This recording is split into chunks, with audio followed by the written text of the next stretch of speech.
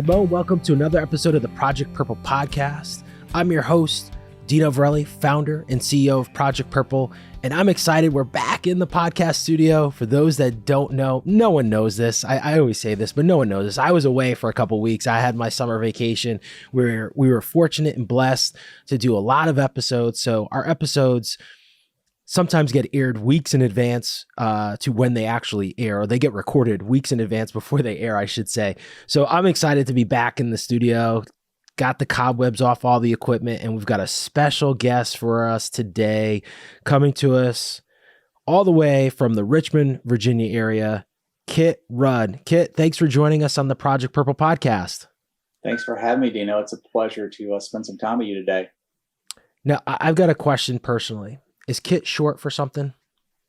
It's not. It's kind of a funny story. My and I can tell you about this. Actually, it actually relates to my pancreatic cancer journey of all things. But my mother was a huge Bonanza fan. It was her favorite show, and I think you know who her favorite character was. She loved Little Joe, so she wanted to name me Landon. My dad said, no. She said, but I love that name. I love Little Joe. So they actually compromised and said, that gave me my middle name. So my middle name is actually Landon. I'm actually named after Michael Landon. But my father wanted to give me a short name, which would suffice as my nickname. So Kit is my real legal name. So it's not short for anything. That's awesome. Yeah. And we've got the Michael Landon connection in there. Yeah. Yeah. And fortunately, my mother was not, her favorite character was not Hoss or Hop Sing. I guess that probably wouldn't work really well for me. Yeah. So, yeah. Yeah. Awesome. Well, Kit, thank you for joining us here on the Project Purple podcast. I'm excited to share your journey. I know we connected via social media, which I've mentioned on this podcast. We always look for the positives in this world right now. And in particular with social media, it can be a very dark place, but we always tend to find some amazing, amazing human beings, you being one of them. I know producer Sam and you connected. I know there were some emails going back and forth during my time away. And so I'm excited to have you here to share your journey with our audience with pancreatic cancer.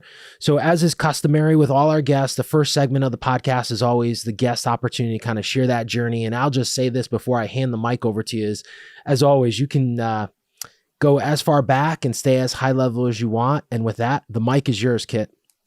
Okay. Well, thanks, Dino. A long time ago. I was born and raised in Texas. You can probably figure that out from this accent a little bit. But I am a former Air Force pilot. Was a graduate of the Air Force Academy in 1984.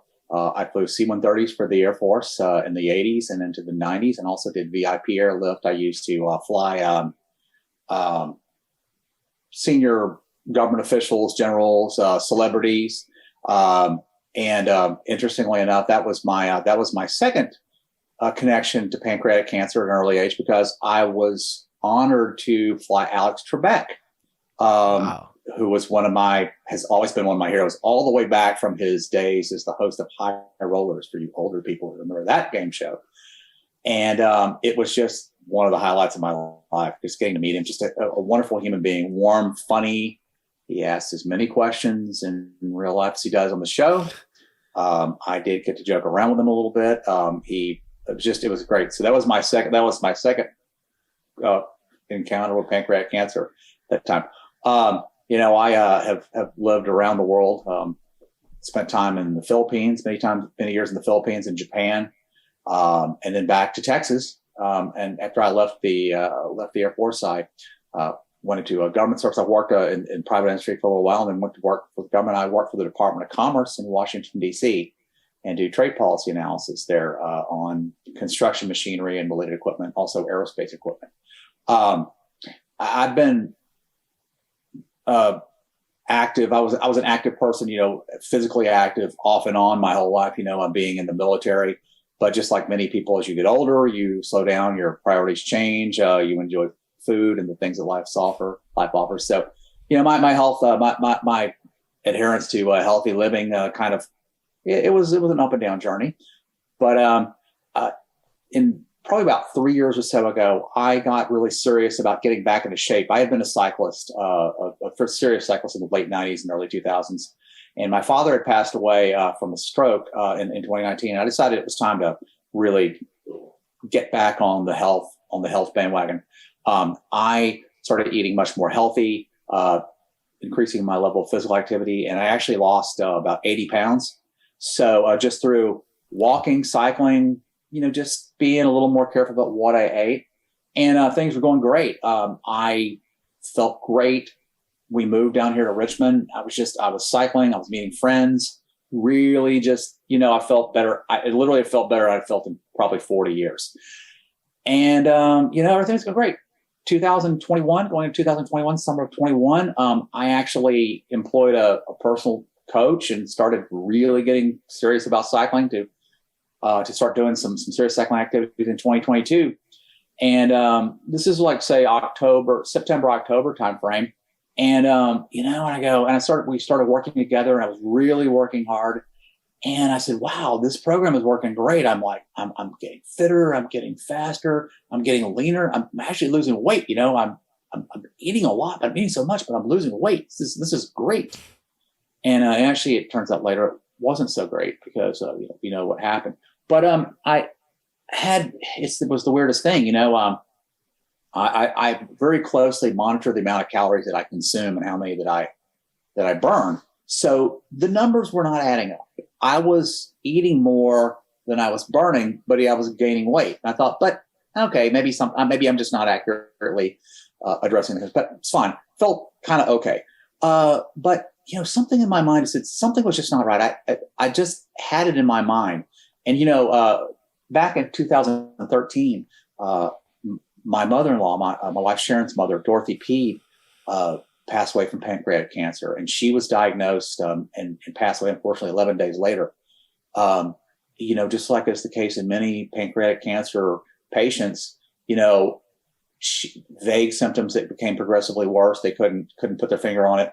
By the time they found it, late stage 4, metastasis, lung cancer, everything. And she was just, she was past the point where that she could really survive. So that always is in the back of my mind. But, I know all the classics, the classic symptoms are unexplained weight loss, jaundice, specific pain, localized pain in the area of the pancreas, back pain. Aside from that kind of weird weight loss, I didn't have any of those other symptoms. No jaundice, none of that. So I thought, okay, and I actually looked up symptoms of pancreatic cancer on the internet because it was in my mind. I just had this weird sense of like something was not right.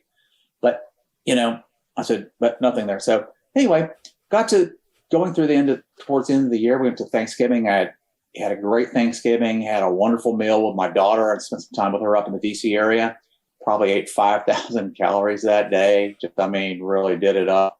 Same thing at Christmas. We went up to Christmas and spent the time up there with her.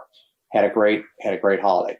So end of the year, getting the first of the year, it was time for my semi-annual, just normal doctor's appointment. So I went to go see my primary care physician. And I had noticed after the holidays that I was a little just kind of gastrointestinal stress. Nothing serious, but just stomach kind of didn't feel right, So the doctor asked me, hey, is there anything that you'd like to tell me about that's going on? And I almost didn't say anything. I said, well, I've got this kind of I've been feeling my stomach's kind of been hurting a little bit, but it's not that bad. He said, well, where does it hurt? I said, I don't know. And he said, what do you mean? I don't know. I said, well, I can't tell you. He goes, was it in the left or the right? And I said, I don't know. It's non-specific, but it seems kind of deep. And it apparently that kind of struck a chord with him because he said, well, okay. So he went around, he did a physical exam. He goes, okay, so I want you to make sure that you're back on your regular diet, if the holidays are over. And he said, but give it 2 weeks. If you don't feel better in 2 weeks, here's a script for a CT scan. I want you to CT scan and just see what's going on. And I thought, okay, well, that seems a little strange, but okay. So he gave it to me. I went back home down here to the Richmond area. I was seeing my physician in the DC area. My wife said, hey, I've started seeing a new physician down here in the Richmond area. Why don't you go see her? And so we can start, we don't have to go back up to DC. So I said, fine. I went to see a new physician here. We had the exact same conversation. She said, I'd like you to go see a gastroenterologist because I think this is, obviously this is something that he would or she would be able to address. So I got in touch with a gastroenterologist here. We had the same exact conversation. I've had multiple instances of cancer in my family. My mother had colon cancer. My father had non-Hodgkin's lymphoma. My grandmother, breast and bone cancer. So, those are, I've always been cognizant of that as a possibility.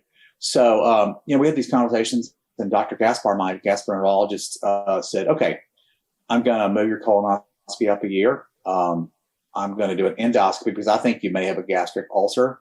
And I want you to do a CT scan. I said, just to make sure there's nothing going on. I said, okay, fine, great.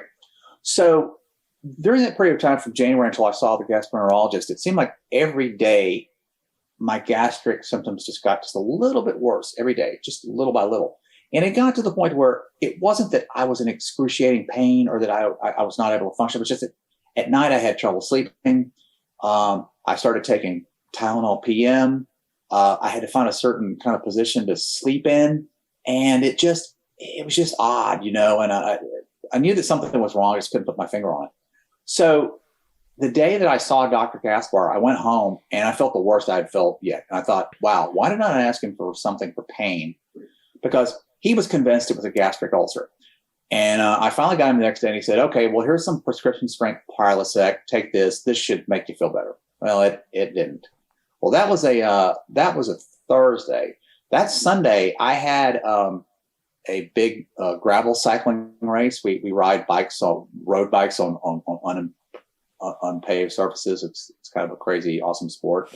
I had been training for that event, and it was sunny. I said, okay, unless I can't get out of bed this morning, I'm riding that race.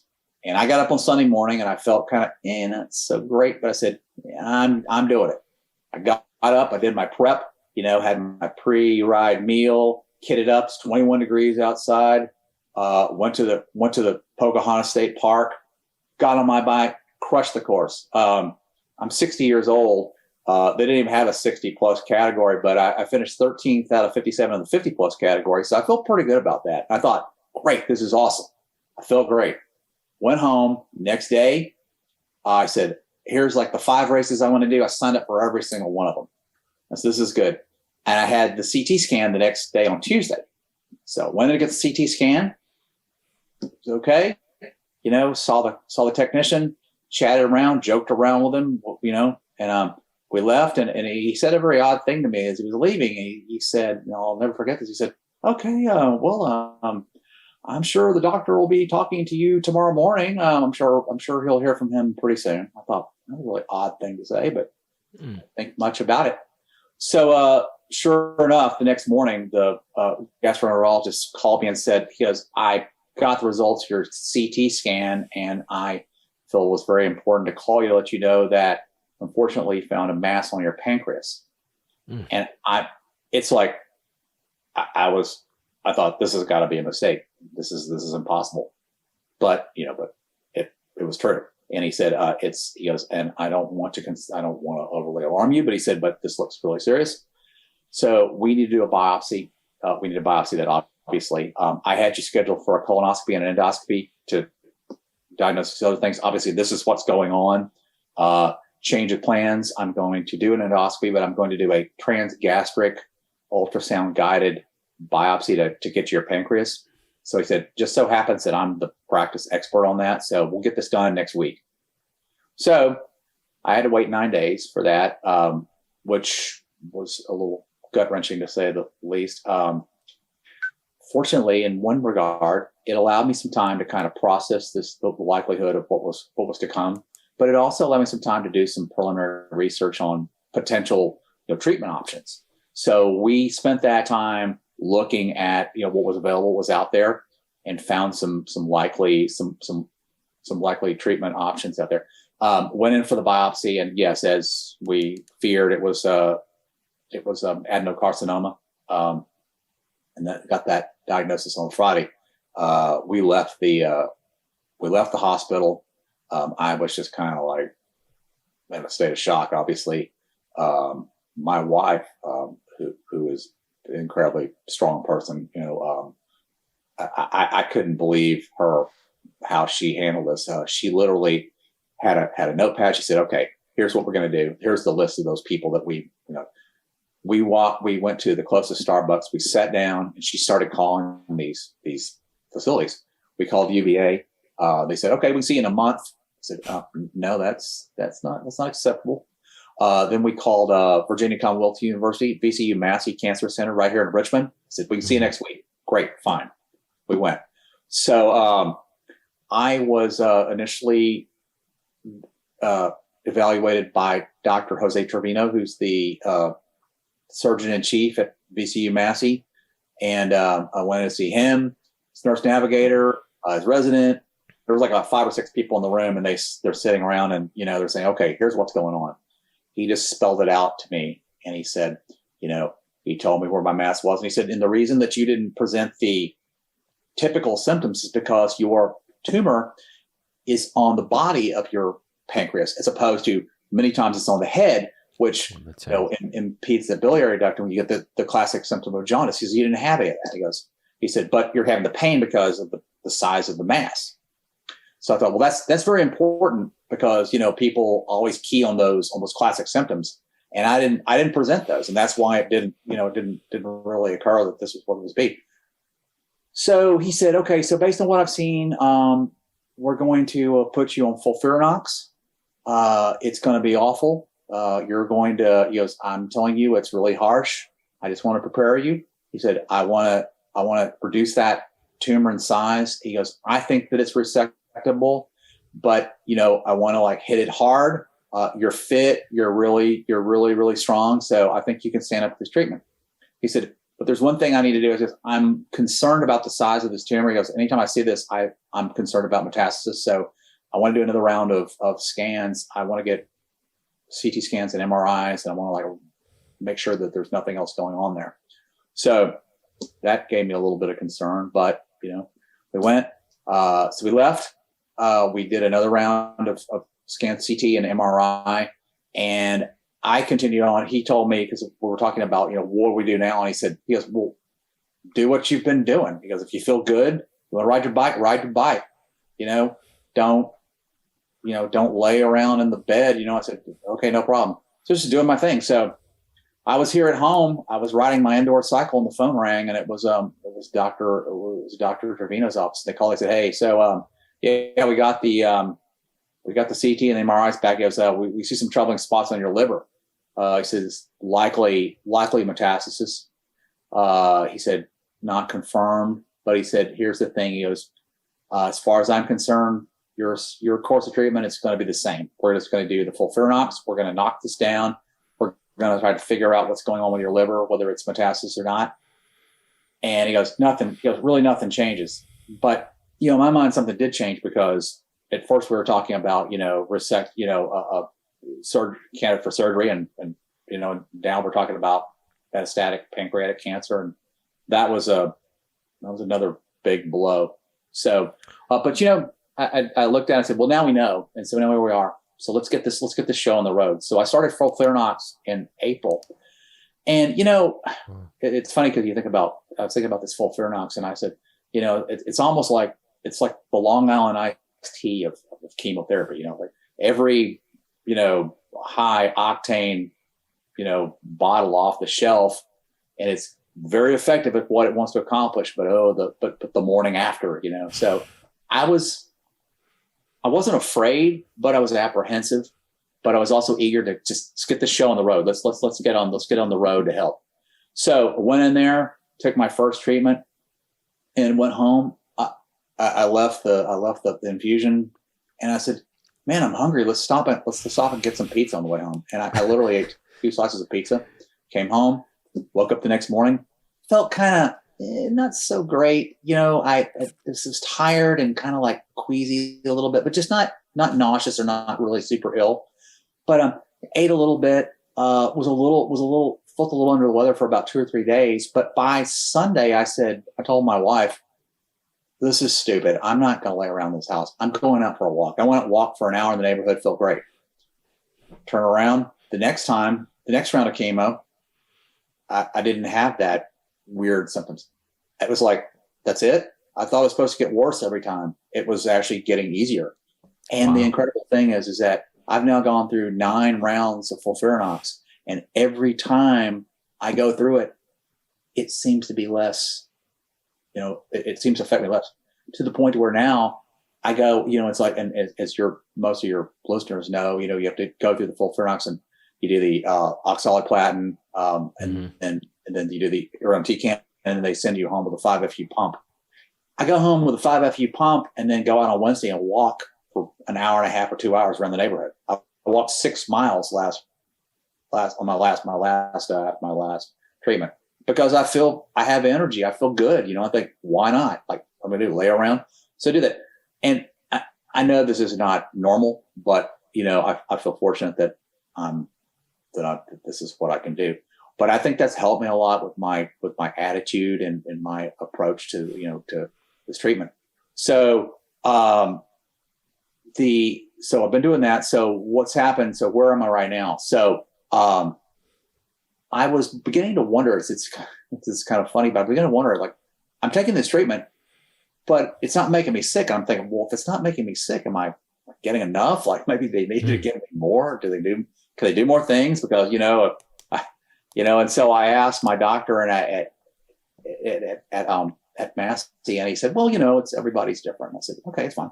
Well, I was suggested to have to get a second opinion. So I decided to reach out to a doctor that I was referred to at Johns Hopkins at the Sibley Memorial in Washington, D.C. And some of your listeners will actually recognize this name. I know you know him, Dino, Dr. Michael Fishfield, who's an incredibly brilliant medical oncologist in DC. And Dr. P really helped me a lot to understand, kind of the course of treatment, spelled a lot of things out for me. He put my mind at ease that I was doing the right thing, that I was being treated properly, and that that Dr. Mateen, my awesome oncologist here in Massey, was right on track. But he and Dr. Mateen actually conferred with each other. They compared notes and they talked about things. And so the offshoot of everything is that we decided to get much more active on the pursuit of genetic testing, which is really important in this treatment. Mm-hmm. So I got my genetic testing moved up quickly. We did the blood test to check for germline mutations. Didn't find any significant mutations, sadly. So, but we also decided to do a liver biopsy to just confirm whether those spots are cancerous, and if they were, that we would have some tissue to do testing for somatic mutations. So things that are non hereditary. So I did that.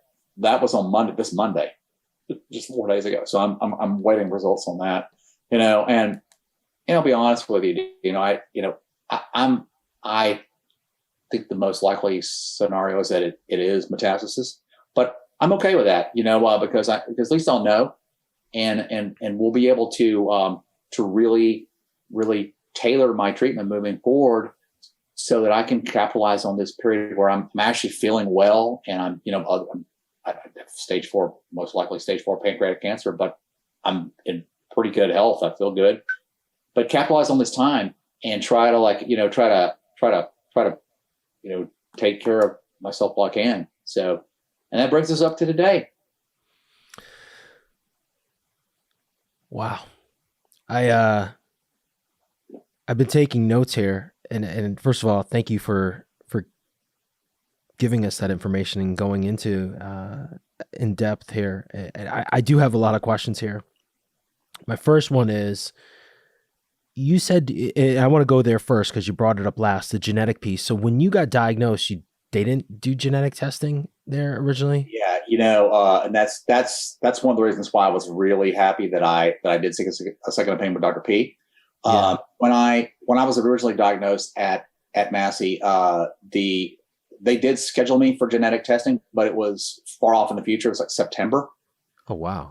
And you got to take charge of your treatment. Obviously, I absolutely and 100% trust medical professionals, and I respect their judgment and their education. But when they tell me it's 6 months down the line, I said, that doesn't seem right. We need to get this done sooner. And so the reaching out for the second opinion actually kind of jump started that. When I talked to Dr. P and he and Dr. Mateen conferred, Dr. Mateen said, yeah, he goes, I think that's great. Let's go ahead and do it. So they did that. So I had that done in June. So I did the germline testing in June. So I got that. And those results, nothing came back that there was a germline mutation, which is kind of, when you were telling your story, I was waiting for that genetic piece, because to hear that, how well you're doing on FOLFIRINOX, and this is, audience listening at home, I'm sure, if they've listened to the podcast, we've had many patients on that have been on that treatment protocol. I know of one guy up in Canada. I think he's a former guest. He just messaged me not too long ago. I think he's on like his 57th or 59th round of FOLFIRINOX. But this guy, there's another. We've had so many survivors on our podcast. So I say that with my knowledge that I have, there are more than people would think, I think, that have done okay on FOLFIRINOX. But to hear that you're doing well, as you said, like you're able to go out and walk, that's not the norm. Typically it's the opposite, right? It's as you said, after the first treatment, you're like, okay, feel a little weird. And then the second one, you're like, all right, now you're waiting for that kind of crescendo of, chemo to kick your butt and kick in. Yeah. And that's typically what we normally see, is that patients over time have this buildup of toxicity, especially with the FOLFIRINOX, that really doesn't allow them to go out and walk 6 miles or to bike or to actually, it's typically, the 2 weeks, the 14 days, by day 11, maybe there's like some light at the end of the tunnel. And then those last 2 days, people feel really good. And then boom, they have to go back and get more chemo. Yeah. And the crazy thing is that just talking about just yesterday, I went to Massey and had my 5FU pump removed yesterday afternoon. I came home, had dinner, said, well, I had a lot today. Let's get on I have a Peloton Tread Plus upstairs. I walked 4 miles on the Tread Plus, cranked up the elevation to 10%, wow. Hiking up hills, did that for 4 miles, got up this morning. I said, oh yeah, there's this ride I want to ride on Peloton. I got on my Peloton, rode 45 minutes on my Peloton this morning. I'm still wearing the sweaty jersey here, and because I feel good, and so I just say, just capitalize on that, but awesome. Like I said, I know that this is the exception, and honestly, my heart just hurts for people that I talk to, that I see that are going through the same thing I'm going through, and that they are not able to, that they're not able to do this. And and so sometimes when I go out and walk, I've actually told people before, I said, you're not able to do anything. I said, I'll walk an extra mile today, and I'll walk it for you, because I'll think about you when I'm out there. And so, and I think that's really, and I think that helps them, helps me. So, I try to keep that in mind. It's powerful. I'm going to go all the way back. Another question that I had written here. So you said, super active pilot. So you're bouncing around. Pilots don't tend to be obese. I've flown a ton in my lifetime, and typically when I look in the cockpit, they're typically not. Yeah, the cockpits are small, but those pilots typically are in pretty good shape. But I know, life happens, and absolutely, whatever. But so now you get back into shape, and hindsight is always 20/20, as I say. Absolutely. You said there was really, other than losing more weight than what you were putting in, and you were working out and everything, that was kind of like the first kind of light bulb that goes off. Yeah. And to hear you speak about just that timeline, and you said, as you realized like something was going on, and I think subconsciously, like we do this to ourselves too, right? Like if we know something's up, then we start to make, not create symptoms, but then we start to realize like, hey, something's not right. Oh man, that little pain. Oh, it's getting worse. But prior to all of that, again, hindsight being 20/20, was there ever any indication, Kit, that like, hey, you went to the bathroom and it was like abnormal, or you had this like excruciating back pain? And I'm using the common, as Classic. I do air quotes, yeah, like Yeah. classic common symptoms that, if you get a paper of what is pancreatic cancer, back pain, but weird digestive, things that go on. Was there ever an incident, looking back over the past 20 years, that maybe you could point to and say, maybe this was like the start of it and it just went away and you didn't really think anything of it? No. And that's the crazy thing about this, is that I had none of those classic symptoms. And yet, it was in my mind. I thought, because, I had, like I said, I had an elementary school friend of mine that had passed away from pancreatic cancer in 2010, 2011.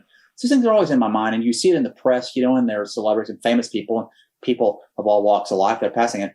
It's always in the back of your mind, because it's always something. They always talk about how non-specific it is, but truthfully, I never thought it was pancreatic cancer, because none of the quote unquote classic symptoms, none of them presented. I didn't have the oily stool. I didn't have the jaundice. I didn't have the extreme back pain. Now, I will tell you though that, I'm a cyclist, and so I ride bikes, and so you ride a bike for a long time. And so road bikes are sometimes the geometry is such that like it does stretch your body. So my back would hurt, but I thought, hey, I just need to get the fit dialed in on my bike. And I think maybe that was it, but maybe it was something else going on there. Maybe that was a warning sign, but I never connected it to a pancreatic cancer diagnosis. But beyond that, back pain, and the disconnected weight loss, I mean, that was it. It's fascinating. Yeah. I think this is part of, as an advocate for pancreatic cancer, as we consider ourselves here at Project Purple, doing our part in advocacy. I think that's the most frustrating thing. And I know before we hit record, we talked about early detection, right? And this is kind of the frustration that I think the community as a whole has. We're here, and I'll use you as an example, Kit. You have someone who, didn't have any signs or symptoms prior to, had some family history, but now we know that genetics really isn't a piece of that. But you get healthy, you're in good shape, and then bang, you have this incident occur with no pre-warning, right? Exactly. Like there's nothing ahead of time. And I'm not a cyclist, but I know enough about cycling. I have a very good friend who's a very competitive cyclist, who's almost 50, and he is hardcore to the bone. He competes a lot here in New England, and he is so regimented.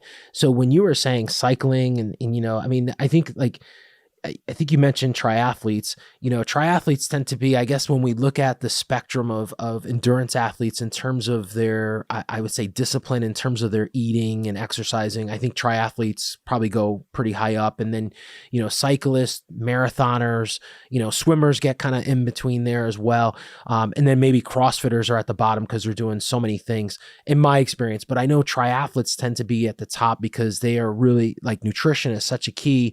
And then, you have those cyclists and marathoners. So it's not as if, I didn't even ask you what you were eating, but I'm sure you weren't eating fast food and crappy foods, because in order to be on the bike for hours upon hours and do the training that you're doing, you have to eat very good food.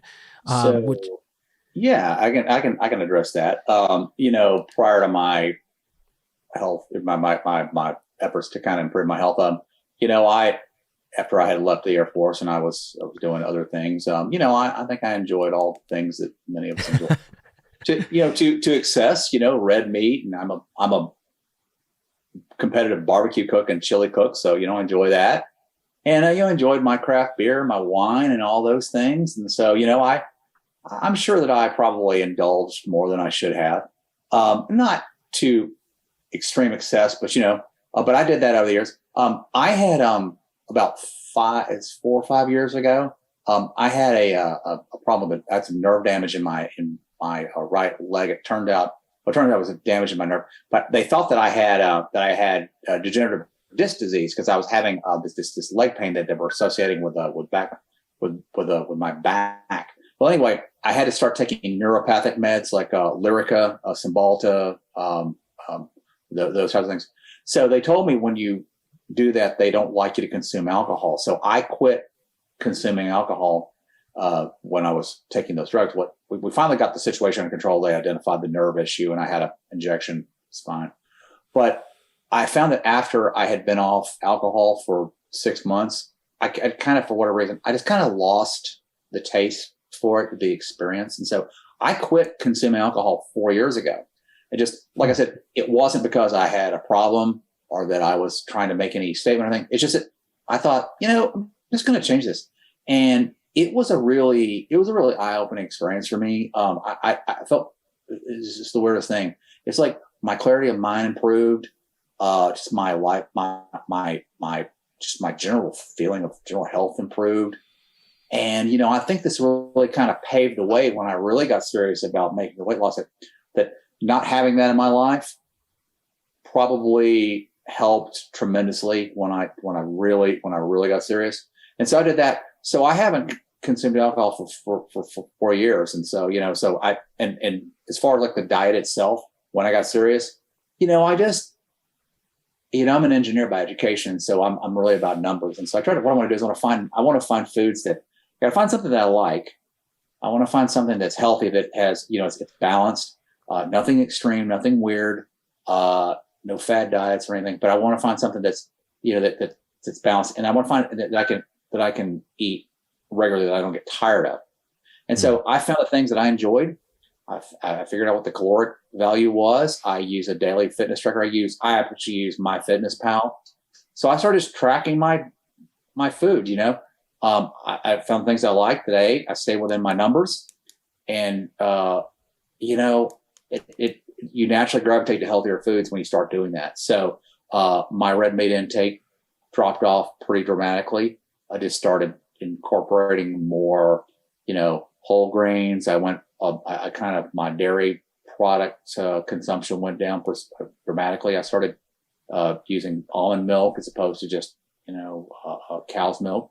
I still enjoy it, but just doing those little things on the margins. And so, my eating became much more healthy. So do I still enjoy steak and barbecue and burgers? Yes, I do. But it's not my daily diet. And I don't eat a lot. I eat some fast food. I love Sonic. I love Kentucky Fried Chicken. I love Chick-fil-A.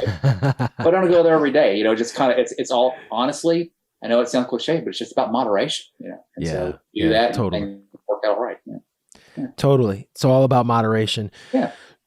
So now moving forward, I know you said met with Dr. P, as we'll call him here, for a second opinion. What's the plan? I know you said you're doing really well on FOLFIRINOX. Have they given you kind of any indication?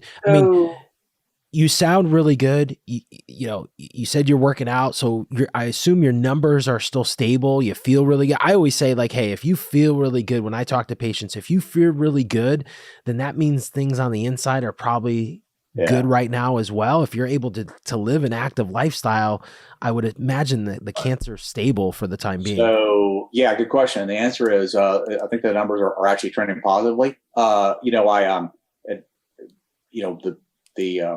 of the classic markers is CA19-9.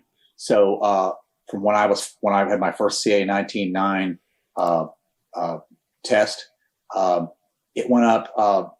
My numbers were, I believe that it was about 2,600 the first time they tested it. 2 weeks later, right before I started chemo, to get their benchmark, they tested it, and 2 weeks later it was like 3,100. It is now down to 1,493. So it's gone down 52% during chemo. And, and it's actually interesting because it's going down, because I think it's going down at an increasing rate. So I attribute that, that's a pretty strong indicator that the tumor activity is mitigating. It's actually decreasing. We've had a CT scan and MRI, after the second one after I started treatment. I've had some remission in the primary tumor in my pancreas. What's going on with the liver there? They say it's a little mixed bag. They looks like it's kind of staying the same. One spot may be slightly larger. The one might be slightly smaller. So that's kind of like, this is kind of a murky output or outlook on that. Mm-hmm. But again, that's why I, as the patient, strongly advocated for a liver biopsy, because I want to know definitively what's going on there, because they keep on telling me, well, whether it's cancer or not, we're still going to treat you the same. I said, well, yeah, but eventually, am I going to be a candidate for resection or for a Whipple procedure? I mean, they said, well, most likely not, because it's probably metastasis. Well, what? Again, I go back to how do you know unless you, so we got that, we had that, we came to that understanding. I got that biopsy. So we're going to get that figured out and move forward. So yeah. So right now, talking to Dr. M and Dr. P, Dr. Mateen and Dr. Fishfield, they're pretty much on board and said that let's just keep on. They're watching closely the side effects of FOLFIRINOX, and as you know, like Dr. P particularly told me that the oxaliplatin, the cumulative effects and the neuropathy, the sensitivity to cold and the neuropathy. He said it usually gets people around infusion 8 or 9. Most cases that's around when it starts to really get bad.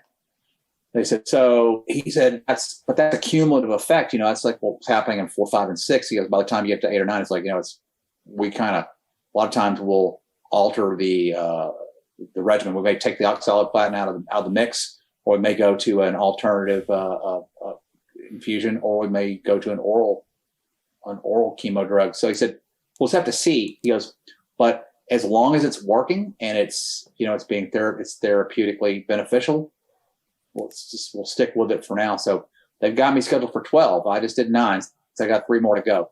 So we'll see. I'm seeing Dr. Mateen next week, so we're going to talk about the liver biopsy results. And so I think then basically once we have that, we'll have a little better idea of what the where we go from here. And so, and I also by then hopefully we'll have that somatic mutation results there back, because I'm also very, very motivated and interested in being able to see what kind of clinical trials I would be eligible for. Because again, when you're feeling well, it's kind of like what Dr. Fishfield said in his podcast.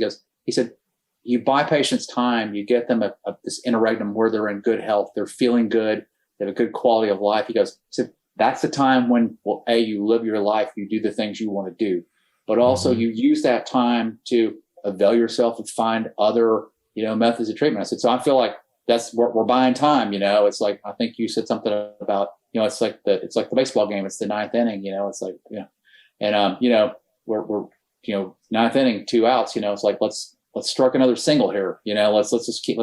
Let's prolong the game here, and so, and find, because maybe something's going to come up that'll I'll be matched to, that'll improve my prospects. So. Yeah, the longer you stay in the game, the more options you have, right? And that's what this is all about. Staying in the game as long as you can, getting back up when you get knocked down, and keep getting backed up, because you're going to get knocked down time and time again. Yeah. I got a question here that came up just now, and I had a note here. Imagine being a pilot. First of all, thank you for doing that. Thank you for serving our country. That's a serious job. And I've never flown a plane, but I have a distinct admiration for pilots and in flying, because at first before I started Project Purple, I didn't fly that much. I flew a little bit, but I had kind of this fear, and I think it just stems from family, childhood. And then I just realized, I appreciate the pilots and what it entails, and then just learning more about the planes and how sophisticated planes are, and how amazing planes are. And so I have this love affair with planes, and I just think it's amazing. And I think what pilots do is amazing. And so, there's all these steps, and clearly, as you mentioned, your background, going to the Air Force Academy, which is an amazing accomplishment, and then being in the position you were to fly people and to fly the C-130s at a very high level. So there's a process, right? There's a process as a pilot at that level that you kind of a checklist, right? Like every time you flew, there was certain checklists that you had to do. And then you mentioned you're an engineer, and then the light bulb went off because my brother's an engineer and I know the type. Engineers, like here's the problem. This is how we fix the problem. Here's the solution. So my question to you that I've rambled now here, Kit, for like 5 minutes talking about this is, how is that, like, how are you mentally able, like, I think there's pros and cons to this for you because, like, clearly, I think being a pilot and an engineer and having your background, you mentioned something like, hey, you got the diagnosis, you and your wife went to a Starbucks and then boom, like you're attacking the problem. But then also, so that's step one is like, okay, that's a positive. But then I see the negative is like, you don't have the answer to the solution. So how are you managing that? Well, that's a good question. I keep on going back to this Dr. P's podcast, which was really, incredible to listen to. And he was talking about how every doctor, out there that's working in this space, they have a different opinion on how to attack this. They have, each one has their own. He said it's like an art, and I thought that was a really insightful observation. He said, and that you've got to look at every avenue. You've got to look at every patient's circumstances, how they respond to whatever treatments, but also doctors form opinions on what's the best way to do this based on how their patient is responding. And so I look at that and say, there's just a lot. Yes, you're exactly right. There's a lot of uncertainty, and engineers and pilot people. Uncertainty that's like the kryptonite. It's very unsettling to me. I really don't like uncertainty. I'm somewhat risk averse, by nature. So it's hard. But I think that the more you educate yourself, the more you find, you find information that is valid, that is not, bro science or something, some cockamamie, thing that you pulled off the internet. You get good information from qualified professionals, medical professionals that, to me, that calms me, and that's why, again, I ask my doctors many, many questions. Dr. Mateen, wonderful doctor. When I talk to him, I think that Dr. Mateen's approach is to make sure that the broad strokes, what's going on, but he doesn't, perhaps he doesn't want to burden you with the really, the intimate details. And I absolutely respect that. I'm the guy who says, no, I want the details. Please give them to me. And so I always challenge him to say, I want to know more, please tell me this. And he is always quick to give me that information. And that's great, but yeah, I think that I help myself by going out there and seeking out that info. So on that note, can you share with our audience, like maybe, I know saying like one piece, but maybe there's a handful of pieces that you just found really helpful, or questions that you asked that, knowing the way you are, that maybe we could share with our audience that were really super helpful. And again, maybe it's not one, I hate to kind of pin you down and say, give me the one. It could be a couple of them. What would that be? You mean questions that I asked? Yeah, like bits and pieces of information that you gathered and that really kind of like, I wouldn't say were a tipping point for you, but really kind of settled and really kind of made sense for you. Yeah. Okay. Well, I talking about getting valid, a reliable source of information, I have very active, research and actively research, through other pancreatic cancer charities and organizations such as the Pancreatic Cancer Action Network and the Lustgarten Foundation. We've been raising funds for them over the years, and so they have a lot of great information there. And so looking at those sources and seeing about what kinds of treatment options are out there, finding those, and then then talking to people that I've met, in those organizations. For example, Suzanne Igneri, who works with the Lustgarten Foundation, sent me a story about about a very cutting edge radiation treatment. It was called V-Ray. She said, "This is incredible, Kit. You should look into this." And don't you know, that website sat on my computer for a month, and then just on a lark, I popped up and says, V-Ray is a very it's like state of the art, but it's only in 45 places around the country. Please check a map to see where the closest one is. At the map, and I think what we're going to tell you. The closest one was 25 minutes from my house. It was at the PCU Massey Cancer Center where I'm being treated. So I'm going, that's great. That's awesome, And so I go to see, so I contact my oncologist nurse. I said, this is great. It's here, let's use this, And so she said, yeah, great. She said, I'll talk to Dr. Martina. He goes, great. I said, yes, we have it. It's state of the art. It's cutting edge. He goes, we'll integrate it into your treatment at the time we think it's appropriate. He goes, since you're doing so well in the FOLFIRINOX, I'm hesitant to hit you with the left hand and the right hand at the same time. Or punching with one. But let's hold that. We'll hold that in advance and have it there. For if or when the time comes that the chemo becomes less effective, we'll have that there as our next tool to employ. So just going out there and getting that info, I guess, and like those kinds of things, and just being, just being very, eager to ask the questions, just ask questions. So again, I go back to this thing about I'm taking this chemo and I'm having virtually no side effects. I'm like, am I getting enough? Can you give me more? Will that make it better? Dr. T, he kind of laughs. And I said, or am I like Rasputin? Am I like impossible to poison? I said, I don't know. He thought that was kind of funny, but I said, you just never know. But I asked the question. He said, it's a perfectly valid question to ask. And I would ask it too. He says, because the answer is that no.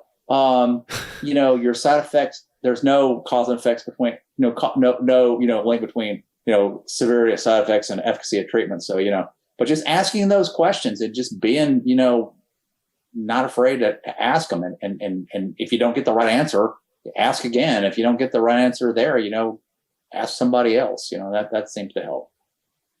It's awesome advice. And I love that you brought that up and said that, because I think a lot of times, and there's no disrespect to any of the clinicians out there, but I think sometimes patients, don't feel comfortable with the answers they get, and then they don't ask. And that's doctors are great people. Well, most of them. There's some bad doctors, just like there's bad accountants and other professions, right?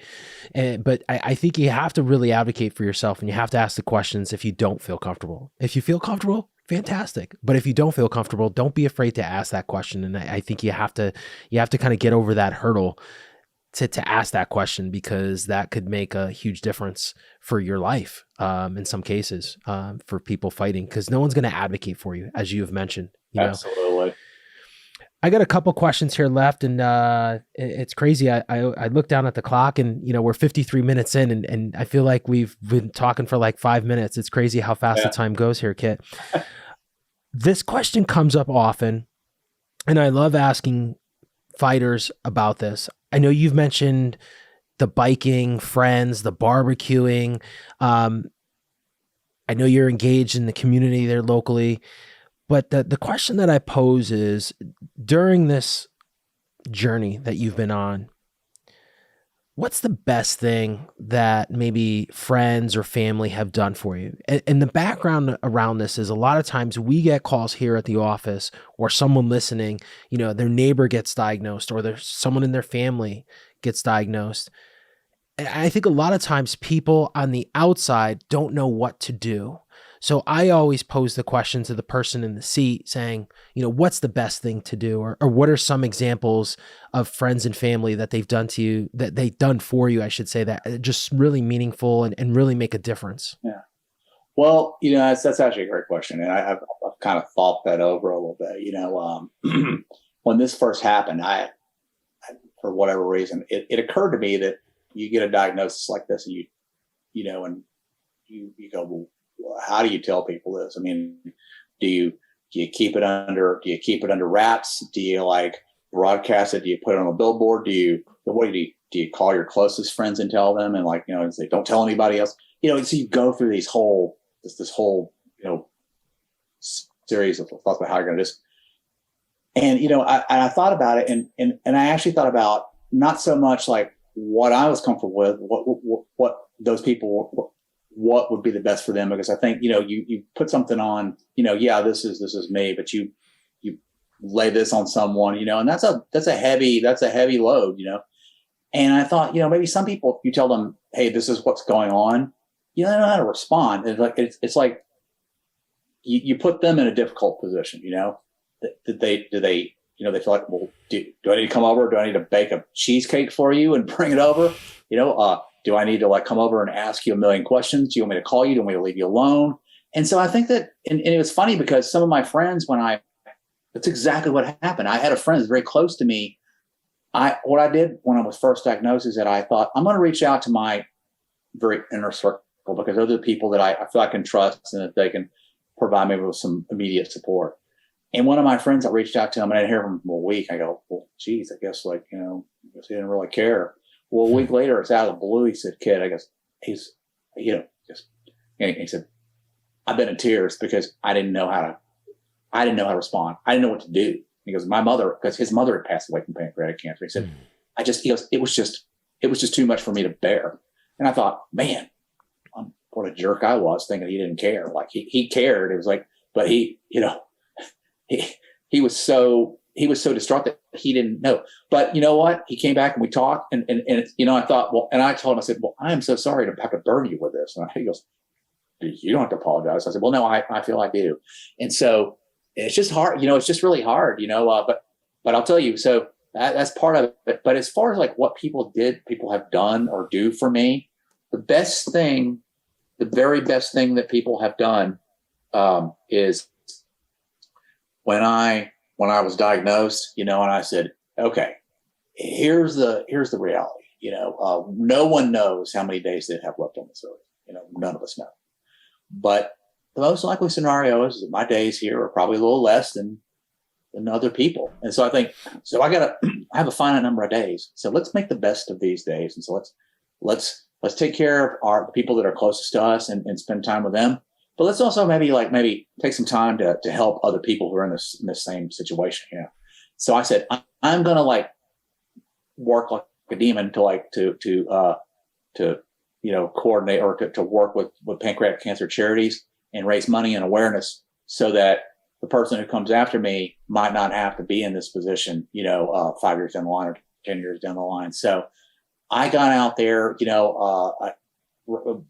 weeks after I was diagnosed, and I found a local pancreatic cancer charity, the Pancreatic Cancer Action Network. They were doing the Purple Stride Walk here in Richmond. And I said, I'm going to do this and I'm going to raise money for this. And I thought, okay, so how much money can I raise? I thought, well, maybe I get $1,000 because, they have this cool thing where if you get $1,000, you get a hoodie. And I thought, okay, so I'll have to get a hoodie, right? So, well, I exceeded that a little bit. I actually have the first place fundraising team here. We raised Awesome. over $15,000 for PanCan, and I have the medal. That's so awesome. Kid here, I like a little kid with my ribbon. I love it. The individual. Anyway, but the cool thing about that is that it's not me, right? It's not me doing that. It's all these people, these generous people that I'm surrounded by. People come out of the woodwork that I haven't spoken to for 30 years, 35 years, 40 years. They say, I just heard about this, and dude, here's $500, here's $100, here's $1,000. It's mind blowing. And so that is the absolute best thing that has come out of this, because those people and their generosity, it helps me from a feeling better, but it actually has tangible benefits for other people. And that's the best right there. So, hearing you say that, I got goosebumps, and this is why I got goosebumps.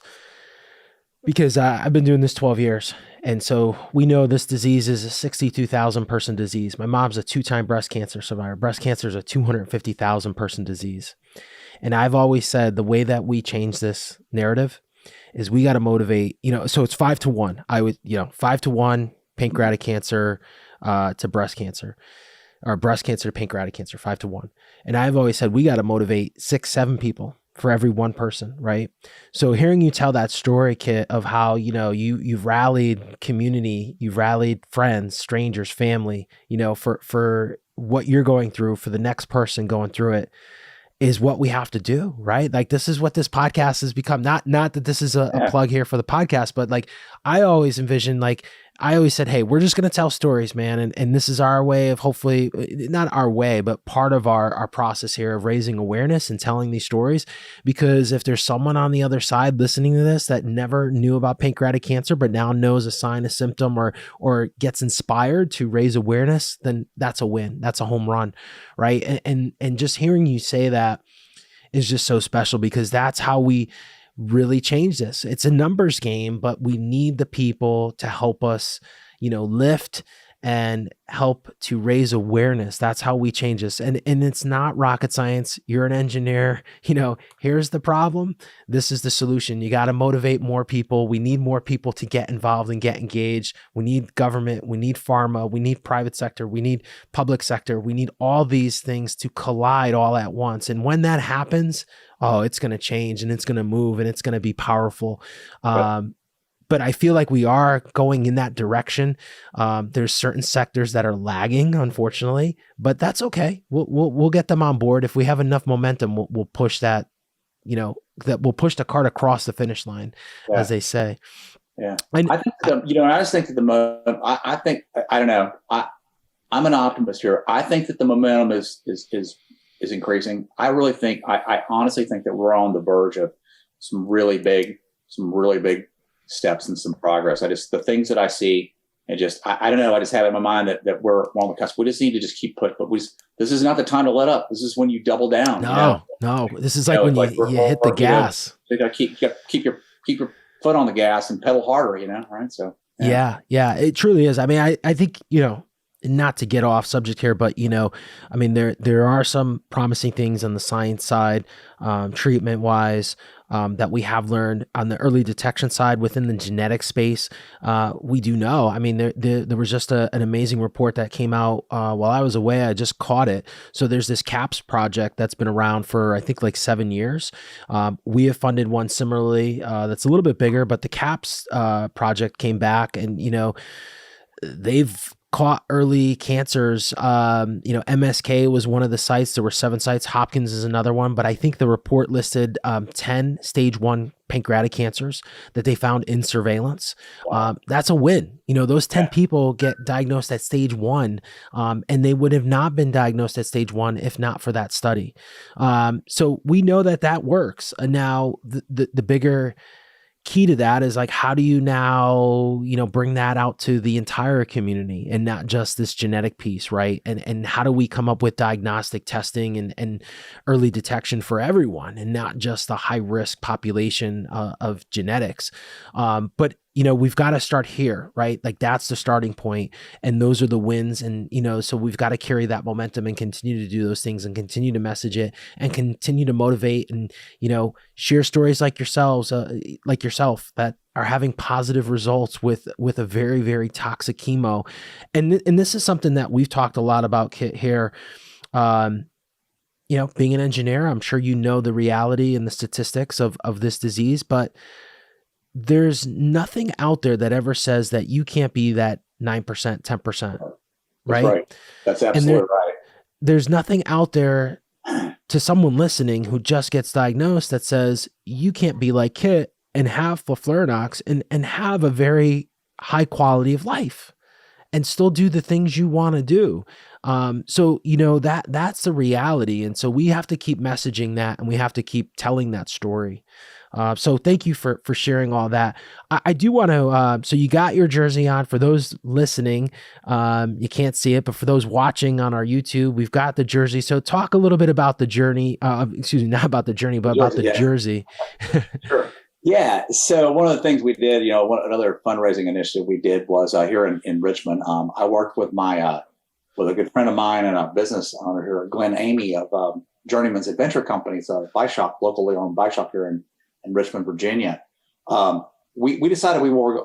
I was trying to find some pancreatic cancer, kind of focused cycling gear to wear to just to raise awareness. There wasn't anything out there. And I said, Glenn said, "Hey, well, I work with this manufacturer, and we can design anything." I said, "Oh, really?"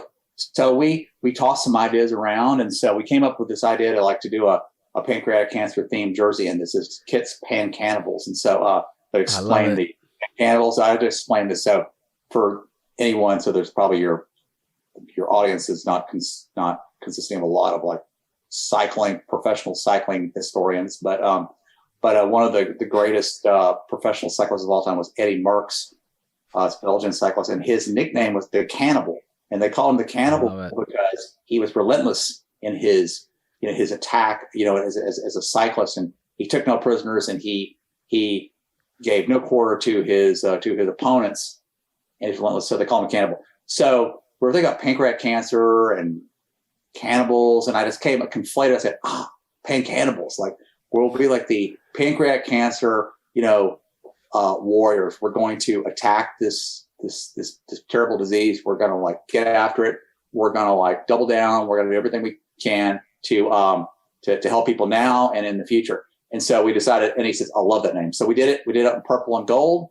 And we also put another little thing here. This is it's on the back. I won't turn around. But anyway, we put some reference to our cooking friends. And so awesome. I put on the back, says "Cooking Up a Cure." So we're cooking up a cure. So you see pan cannibals in the front, cooking up a cure on the back. And I wanted to let everyone know that we sell these through my partner, and proceeds from these sales go to pancreatic cancer charities. And I wanted to let you know, Dino, that if anybody here is listening, I'm going to get the contact info on how to reach out if you would like to purchase one of these jerseys. If you're a cyclist or you have a cyclist friend or something, you do that. Those proceeds, I'd like to anyone that does that here, I'd like to send those proceeds to Project Purple. So I'd like to donate to your charity.